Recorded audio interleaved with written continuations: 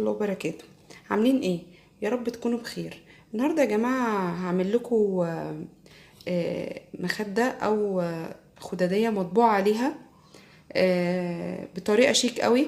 هو الفيديو يعني بيحتوي على حاجتين: ان انت ازاي تعملي خداديه باقل التكاليف، وفي نفس الوقت طريقة الطباعة على القماش، يعني بطريقة سهلة وبسيطة قوي.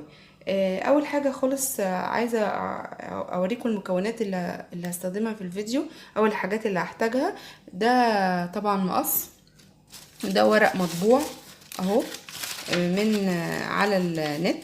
حبيت انا انزل شكل الفلامينكو ده. ودوت ورق زبدة، وده كيس عادي خالص من بتاع سندوتشات او اللي بنحطه بنفرز فيه الاكل خلاص. ودي قطعة من الكرتون طبعا. الحتة